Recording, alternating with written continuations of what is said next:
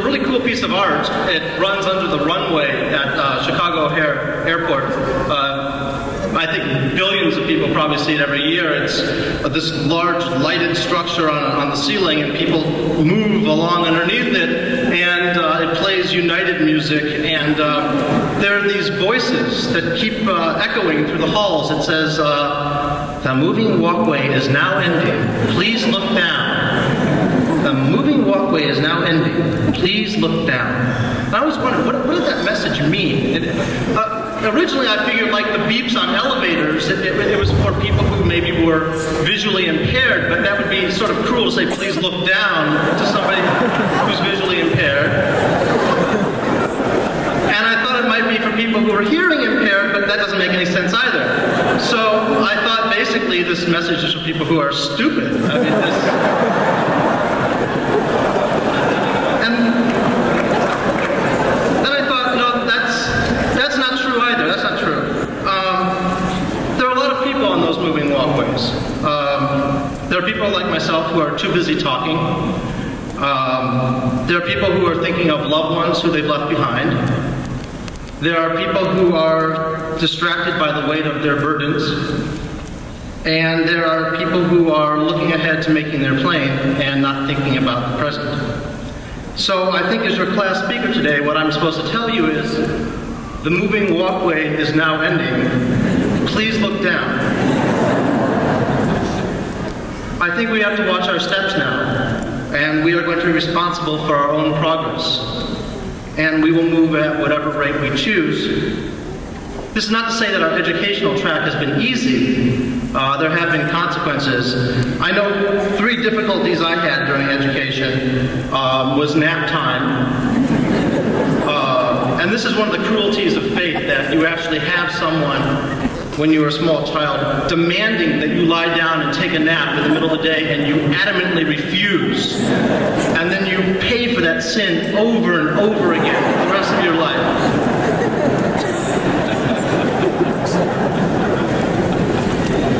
I also had difficulty with fire drills. In law school, we don't pay attention to fire drills. We usually send one delegate out there to see if there's smoke in the hallway. And that person has to get notes later from one of their friends. So I grabbed my lunchbox and my coat one day and ran out onto the baseball field, and everyone else was standing around. They knew it was a fire drill. I thought we were going home. I was always an optimist. And everyone teased me about it, and I knew then that I could at least have the potential to be a lawyer, because I managed to convince them that should the school burn down, at least I had all my possessions and I was ready to go home. And they would have just lost theirs in the fire. I don't know, that may have been the beginning of a credibility gap, or maybe they believed me. And lockers have been difficult. As a matter of fact, I'm not going to empty my locker at law school. I'm just leaving it there, and they can have whatever's in it. I think everything is exactly where I put it first year. So I don't remember the combination. They'll have to cut the lock. The other cruel thing about lockers is it puts you next to people who you never chose to be next to. You see them every single day. In junior high, I was next to Charles Manson when he was very young. And you could hear other 7th graders locked in there. Whenever he opened the door to, change weapons. And, but I learned a valuable lesson from him. I don't remember his name. But he told me during a bio test, it was a makeup. I had missed a class for one of the Jewish holidays or something, and here I am taking a test with this murderer, and we were alone in a classroom, and he keeps saying, "Stagman." What's the answer number 3? Stagman. And of course, I'm not paying any attention. I'm pretending I'm writing, and my writing looks like a seismograph, and I don't know if the teacher actually could read it, but I learned to play dumb, and playing dumb is a really good skill to learn early on in life, and as you can see, it helps a lot, and Reagan got away with it, so.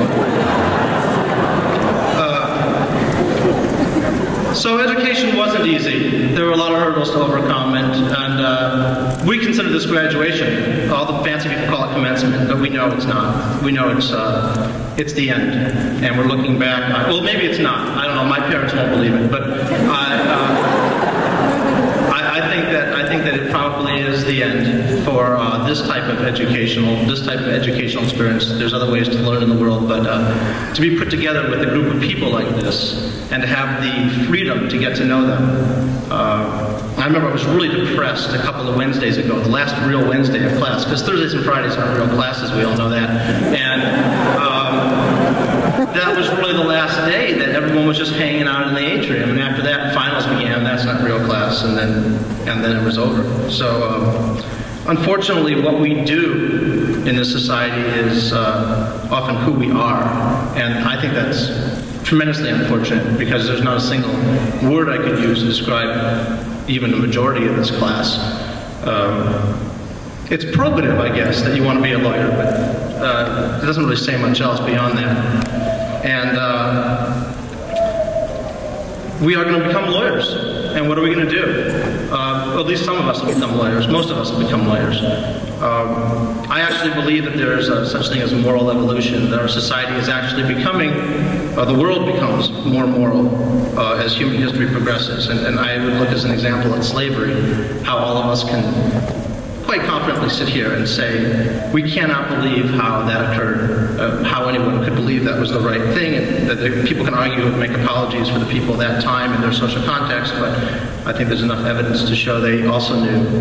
And I think an interesting thought experiment would be to say, what is going on today that 100 years from now people will look back and say, I can't believe that that went on. I can't believe people thought that was right. I know in New York we had to step over homeless people because there wasn't enough room on the sidewalks, and in Chicago the sidewalks are wider, so you don't have to do that. I know that just a couple of miles from here there are children who are growing up in squalor and the type of violence that we only see on TV, and we don't see it on TV here. So what are lawyers doing to get involved as lawyers? Qua lawyers, I'm sorry.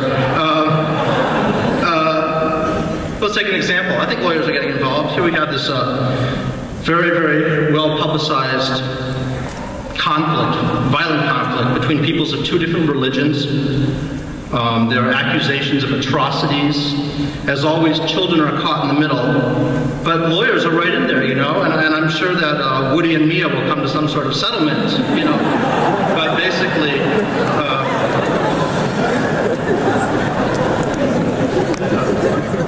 no, seriously, that was a long setup for a kind of a lame joke. Our profession, I think more than most professions have a fairly discrete area in which they're involved in day to day. I think our profession more than most exposes us to the problems of our society as a whole. And for all of you who still believe that there's such thing as a right and such thing as a wrong, and for all of you who believe that we can do something to change things, it doesn't have to be in the context of our job. I doubt that locked away in a library you can do much to change anything. But those of you who believe that when you see injustice you can change it, will be moved to do something. And congratulations, Laura. I think she's a very good example. So we're not actually going to be lawyers, I don't think. We're going to be people who practice the law.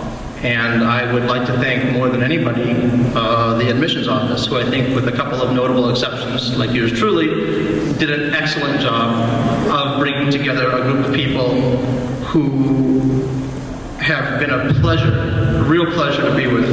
And this is an open invitation. I can't move because my couch is too large to get out of the door of my apartment, so I will always be at the same address.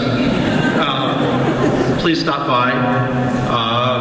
Hang out in the atrium with me. I'll be here in Chicago and occasionally going back to Northwestern to wax sentimental.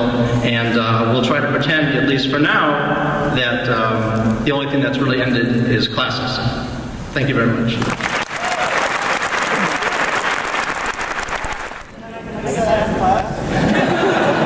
Why don't you come get it now, because I can't figure out how to stop it.